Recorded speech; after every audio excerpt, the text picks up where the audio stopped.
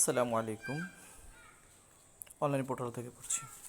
জানা গেল pay scale ঘোষণার সময় সরকারি চাকরিজীবীদের নতুন বেতন কাঠামো প্রণয়নের অংশ হিসেবে বিভিন্ন অংশীজনের সঙ্গে মত বিনিময় করছে জাতীয় ফি কমিশন।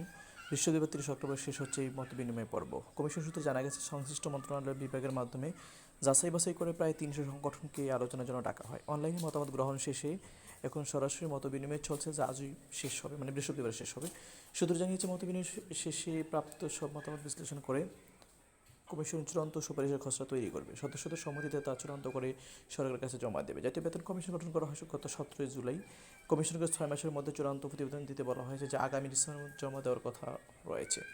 বিভিন্ন সূত্রে জানা গেছে, নতুন বেতন কাঠামো ত্রয়োদশ জাতীয় সংসদ নির্বাচন অনুষ্ঠিত হওয়ার আগেই কার্যকর হতে পারে। ধারণা করা হচ্ছে, আগামী ফেব্রুয়ারির প্রথমার্ধে জাতীয় নির্বাচন অনুষ্ঠিত হবে। সেই হিসেবে 2026 সালে জানুয়ারি থেকেই সরকারি চাকরিজীবীরা নতুন বেতন স্কেল অনুযায়ী বেতন ভাতা পাবেন। অর্থ উপদেষ্টা ডক্টর সালেউদ্দিন আহমদ সম্প্রতি জানিয়েছেন, পে কমিশনের সুপারিশ বাস্তবায়নে যে অতিরিক্ত অর্থ প্রয়োজন হবে তা সংশোধিত বাজেটে বরাদ্দ রাখা হবে। ডিসেম্বরেই বাজেট সংশোধনের কাজ শুরু হবে। ধন্যবাদ।